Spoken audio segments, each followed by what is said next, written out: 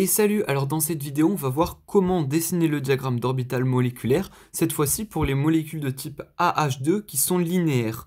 Alors, on peut citer par exemple BeH2, qui est une molécule de type, donc on remplace le A par un atome, donc Be par exemple, H2, et BeH2 est bien une molécule linéaire. Alors comment voir si une molécule est linéaire ou pas? Donc là c'est pas très difficile, hein, ça fait rappel à vos anciens cours, vous faites les WIS, vous faites la VSEPR, c'est-à-dire la géométrie de la molécule, et vous voyez si elle est linéaire ou pas. En l'occurrence BeH2 ça nous donne quelque chose comme ça, donc ça nous donne, hop, là on a un H, là on a un H, et là on a un Be. Donc là c'est bien une molécule qui est bel et bien linéaire. Donc du coup, pour pouvoir tracer le diagramme d'orbital moléculaire des molécules de type AH2, en fait ce qu'on va faire c'est qu'on va utiliser une petite technique, c'est comme si on faisait la molécule Be qui était reliée à la molécule H.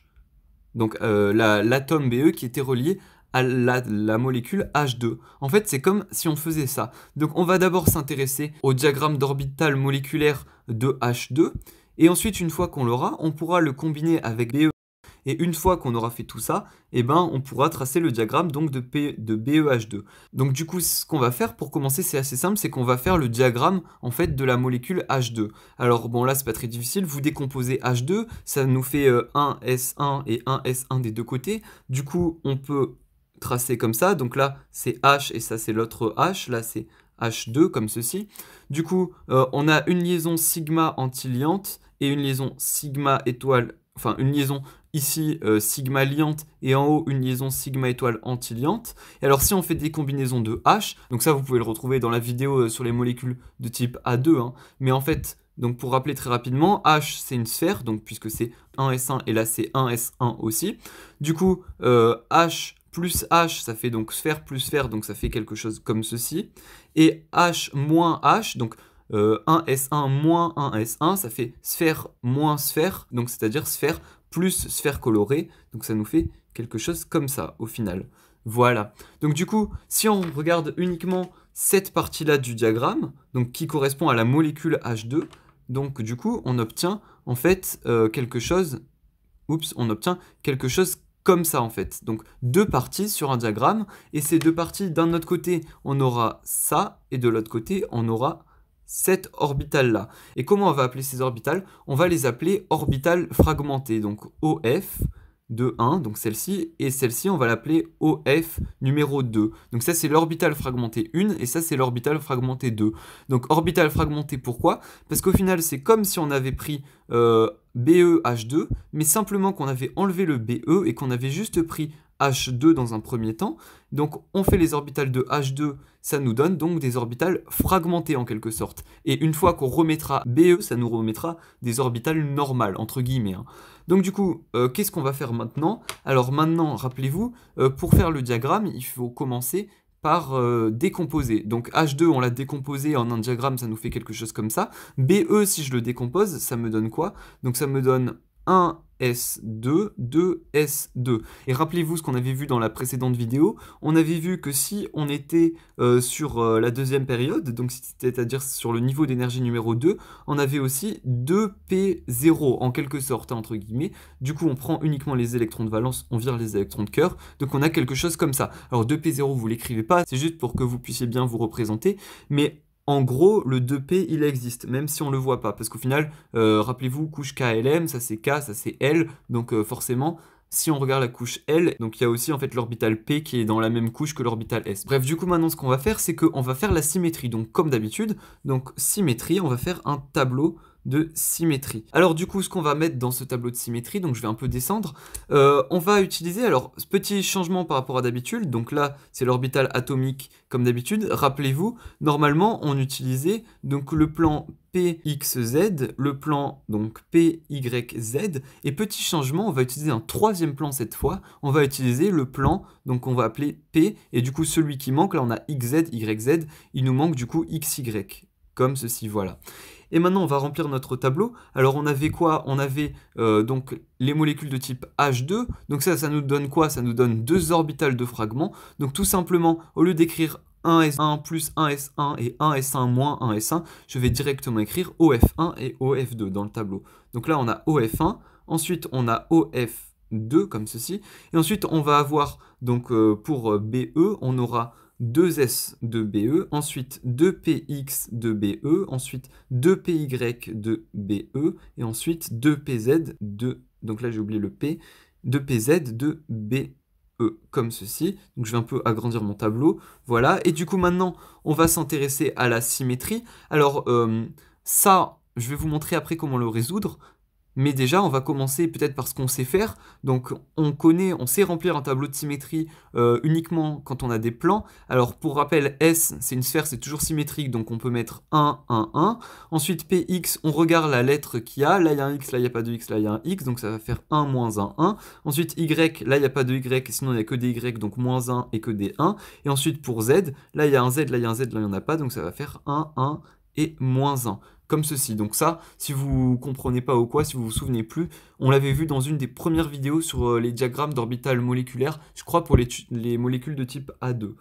Donc du coup, j'ai pas précisé hein, dans l'énoncé, hein, enfin à vrai dire, il n'y a même pas d'énoncé, mais en gros, ce que j'avais dit, c'est que nos molécules, on les plaçait toujours par rapport à un axe Z. Donc là, c'est l'axe Z. On utilise la règle du trièdre direct hein, avec la main. Donc là, on a Y et là, on a X. Donc du coup, notre molécule BeH2, elle se représente comme ça. Là, on a Be, là, on a H et là, on a H. Et vous voyez bien que BeH2, je le place le long de l'axe Z, en quelque sorte. Donc du coup, si maintenant, j'essaye de voir à quoi ressemble OF1. Alors pour rappel, OF1, il ressemble à ça. Donc je vais placer un plan. Alors là, on est obligé de faire la symétrie hein, pour voir quel coefficient rentrer dans le tableau pour OF1 et pour OF2. Alors du coup, je vais placer OF1 dans ce tableau. Donc là, pour rappel, on a Y, Z et X comme ceci.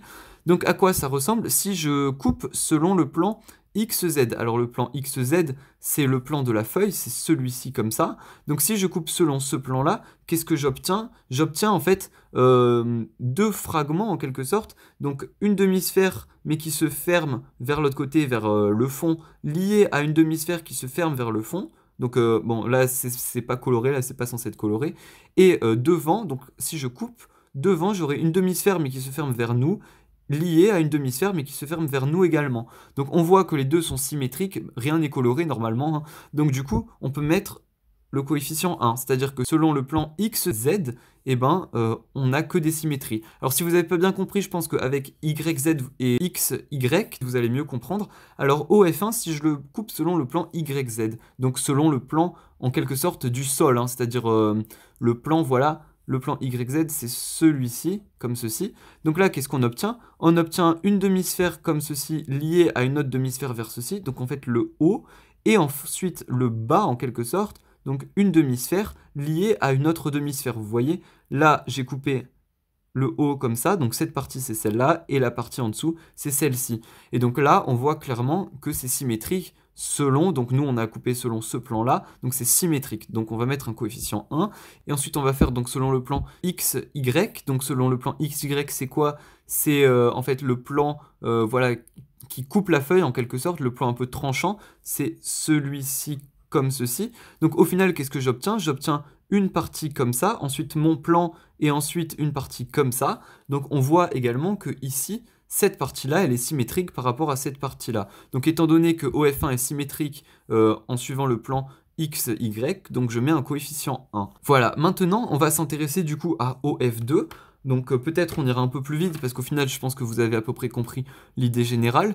Mais donc du coup si je place donc Z, X et Y, hein, comme d'habitude on replace nos axes. Donc si je place OF2, dans ce cas ça fait quelque chose comme ça. Ouais là j'ai mal, enfin ça aurait dû être au milieu, bref peu importe.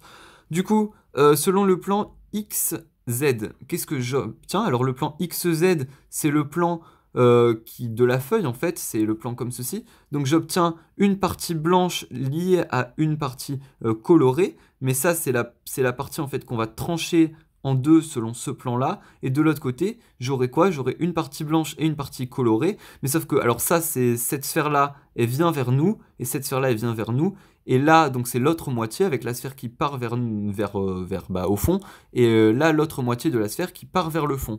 On a deux moitiés, en quelque sorte, ces deux moitiés sont symétriques l'une par rapport à l'autre, donc on peut mettre un coefficient 1. Ensuite, par rapport à YZ, donc YZ, c'est le plan du sol en quelque sorte comme ça. On coupe selon le plan du sol, donc selon ce plan-là, on obtient une partie de la sphère, donc une moitié blanche et une moitié noire, et de l'autre côté, pareil, une moitié blanche et une moitié noire. On obtient quelque chose comme ceci. C'est comme si on coupait en fait le long comme ceci. Donc du coup, là on remarque que ces deux moitiés sont également symétriques, donc on peut mettre un coefficient 1. Et enfin, alors là, attention, l'exception, donc comme quoi il faut aller jusqu'au bout, XY, donc XY, le plan XY c'est quoi? C'est le plan tranchant à la feuille, c'est ce plan-là. Si je coupe selon ce plan-là, j'obtiens quoi? J'obtiens une boule blanche comme ça, et j'obtiens une boule noire comme ça. Et là, on voit bien qu'il n'y a pas de symétrie. C'est-à-dire que là, on a un côté blanc, là, on a un côté coloré. Donc au final, étant donné que c'est pas symétrique, je mets -1, comme ceci dans le tableau de symétrie. Alors du coup, qu'est-ce qu'on va pouvoir combiner? Alors là, on se fiche des niveaux d'énergie, si vous voulez, ils vont pas nous être importants dans les molécules de type AH2, peu importe qu'elles soient linéaires ou coudées, on verra les coudées dans la prochaine vidéo, hein. Pourquoi on va pas voir ça? Parce que tout simplement, sinon c'est vraiment trop compliqué, on part vraiment trop loin. Déjà que AH2 c'est assez compliqué comme ça, on va pas se compliquer encore plus. Du coup, on regarde les coefficients similaires dans le tableau. Alors là, on a 1, 1, 1. Là, on a 1, 1, moins 1. Là, on a 1, 1, 1 aussi. Donc je vais pouvoir surligner tout ça et tout ça. Donc toute cette ligne et toute cette ligne. Ensuite, on a quoi d'autre qui est similaire? On aurait donc, là on a, par exemple, on prend la deuxième ligne 1, 1, moins 1. Où est-ce qu'on a 1, 1, moins 1 aussi? On a 1, 1, moins 1 ici. Donc je vais pouvoir surligner cette ligne et cette ligne, comme ceci. Donc tout ça pour dire qu'on va pouvoir combiner. Donc on peut combiner. On peut combiner quoi? Donc les trucs qui sont de même, les lignes qui sont de même couleur. Donc OF1 avec 2S de BE et OF2 avec 2PZ de BE. Alors justement, petite subtilité, j'ai fait la faute, donc comme ça je vais pouvoir expliquer c'est quoi ma faute justement. Là j'ai dit qu'on pouvait combiner OF1 et 2S de BE, c'est vrai. Mais sauf que en fait ce qu'on fait, c'est que l'ordre des priorités quand on fait les combinaisons, c'est d'abord PZ, ensuite S et ensuite l'orbital de fragment. Donc du coup en fait on va pas l'écrire dans ce sens-là, mais on va plutôt l'écrire dans l'autre sens. Donc on peut combiner dans ce cas 2S de BE avec OF1 comme ceci, et évidemment l'autre, donc 2PZ de BE, donc ce sont les lignes vertes, avec OF2, comme ceci, voilà. Donc du coup je vais un peu descendre encore. Étant donné qu'on peut combiner, je vais faire les combinaisons avec vous, hein. Cette fois ça va vous permettre de voir comment les faire. Donc on a 2S de BE plus OF1, rappelez-vous on fait plus et moins, et 2S de BE moins OF1, et ensuite on va avoir, donc je vais aller de ce côté, on va avoir 2S de BE, 2PZ mince, 2PZ de BE plus OF2 et 2PZ de BE moins OF2. Voilà. Et donc du coup maintenant en dessous on va écrire ce à quoi ça correspond. Donc 2S de BE c'est quoi? C'est un truc de type 2S, donc c'est une sphère. Hop, comme ceci. Plus OF1, alors OF1 c'est quoi? Je remonte un petit peu. OF1 c'est ça, hein, rappelez-vous. Donc je vais entrer ça là-dedans comme ceci, vous voyez tout pile. Et du coup ça va me donner quoi? Ça va me donner, et là petit truc un peu subtil, regardez si je trace les plans de symétrie. Là c'est comme si j'avais en fait quelque chose de comme ça, et là quelque chose de comme ça. Donc au final lui il est situé au milieu, et ces deux-là seront situés de part et d'autre. Donc du coup, au final, si je les combine ensemble, ça va me donner donc le petit, ensuite le grand, et ensuite le deuxième petit, si vous voulez. Celui-ci, je le mets au milieu là. Ensuite, on peut faire 2S de BE moins OF1, donc ça me donnera sphère plus OF1, sauf que du coup, on va intervertir les couleurs, en l'occurrence, on va colorer ici. Donc du coup, ça va me donner quoi? Hop, ensuite le grand au milieu et ensuite le petit à droite. Donc ça va me donner quelque chose comme ça.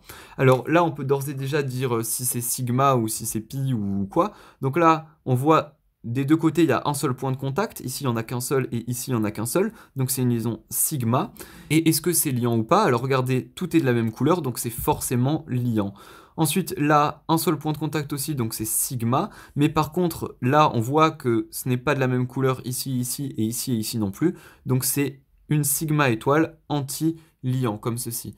Ensuite, du coup, on va faire pour cette fois 2PZ plus OF2. Alors 2PZ, à quoi ça ressemble? L'orbitale PZ, pour rappel, elle est comme ça, hein. On n'a toujours pas changé nos axes, hein. 2PZ, il est comme ça, hein. Pourquoi? Parce que si je traçais l'orbitale 2P suivant l'axe Z, j'obtiendrais quelque chose comme ça. Et donc, de ce côté-là colorié, hein, on n'a rien changé par rapport à d'habitude.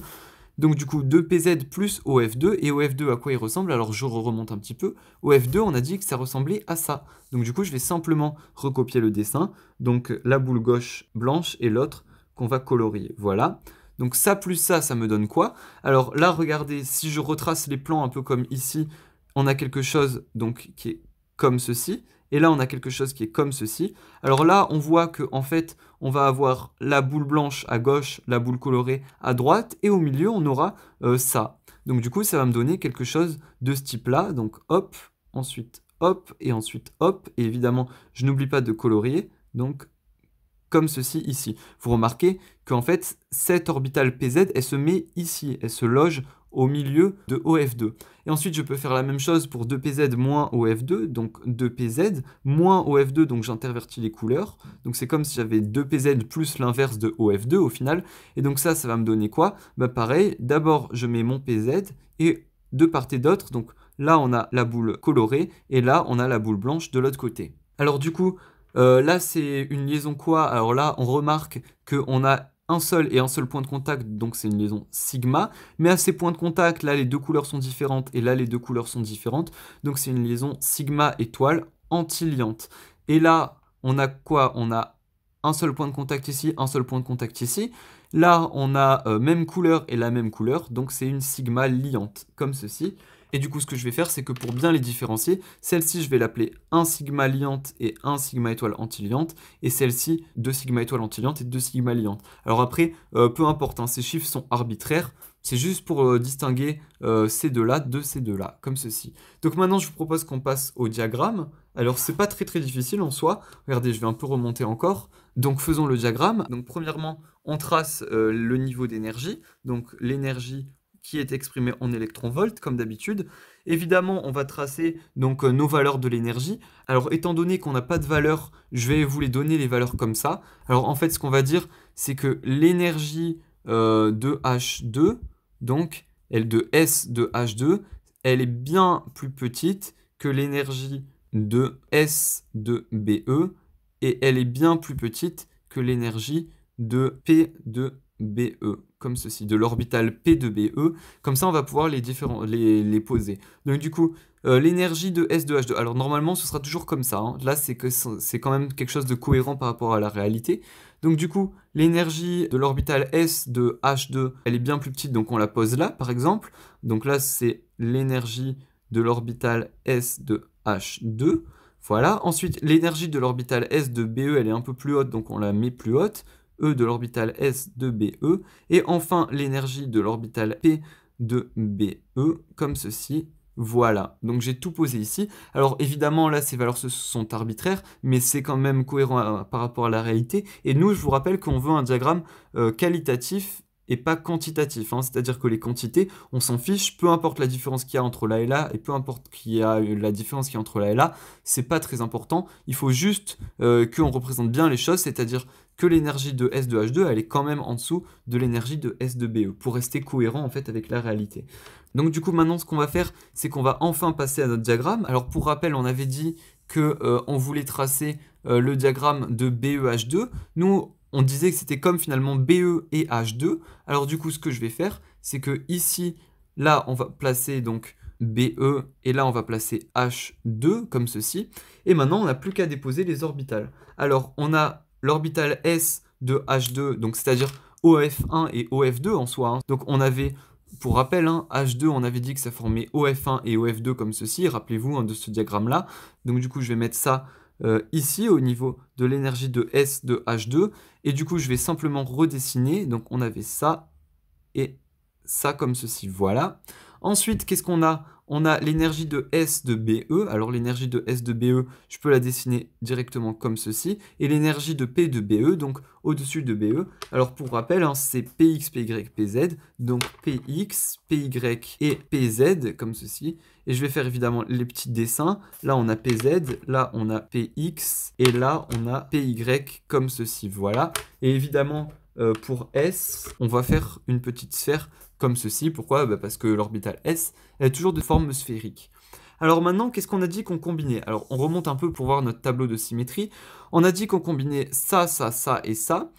Du coup, il nous reste 2 Px de BE qui est tout seul et 2 Py de BE qui est tout seul. Alors ce que je vous conseille, c'est généralement d'abord de voir ce qui est tout seul. Comme ça, vous les mettez tout seul sur le diagramme. et ensuite de faire les combinaisons sur le diagramme directement. Alors là, on a 2px et 2py qui sont tout seuls. Alors ce qu'on va faire, c'est que sur le diagramme, on va reporter 2px, donc qui va ressembler finalement à ça, et 2py qu'on met ici, donc qui ressemblera à ça, voilà. Et du coup, hop, des petites liaisons pour dire d'où ça vient, voilà. Et donc là, évidemment, au milieu, hein, c'est comme si en quelque sorte, je traçais des petits, voilà, ici, on aura en fait la molécule BeH2, le diagramme de la molécule BeH2. Oups, je me rends compte que vous ne voyez pas. Le diagramme de la molécule BeH2, on aura toutes ces représentations ici. Alors maintenant qu'on a redessiné ce qui était tout seul, c'est-à-dire ce qu'on pouvait dessiner très facilement, d'ailleurs vous remarquez, ça par exemple, je peux l'appeler la liaison πx ici, et l'autre je peux l'appeler πy, ou je peux l'appeler 1π et 2π, peu importe, voilà, πy. Vous remarquez du coup que, étant donné qu'ils sont tout seuls, les dessins des orbitales ne changent pas. Maintenant, ce qu'on va faire, c'est qu'on va dessiner les combinaisons. Alors, on avait combiné tout ça, et pour rappel, du coup, ça nous donnait ça. Alors là, c'est pas très difficile, regardez. On regarde OF1, donc qui est celui-ci, et on voit qu'il est en dessous de OF2.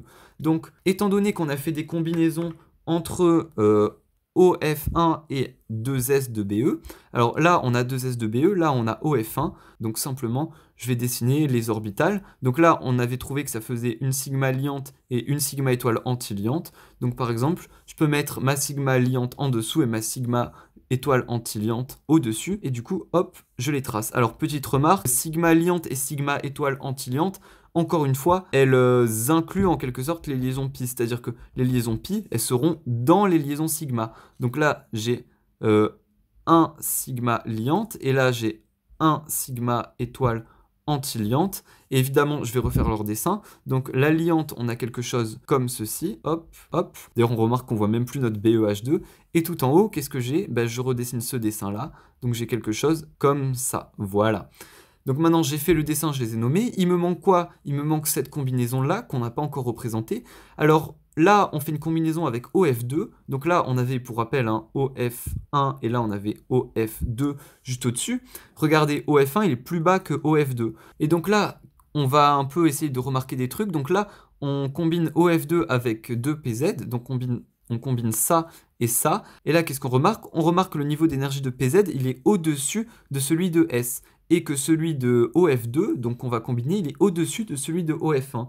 Donc, et ça, on peut l'interpréter comment? On peut l'interpréter comme, finalement, ces combinaisons-là, donc les combinaisons qu'on va faire entre PZ et OF2, elles seront dans les combinaisons. Donc au final, on met la liaison 2 sigma étoile antiliante entre πy et πx et notre 1 sigma étoile antiliante. Donc du coup, là, on aura notre 2 sigma étoile antiliante.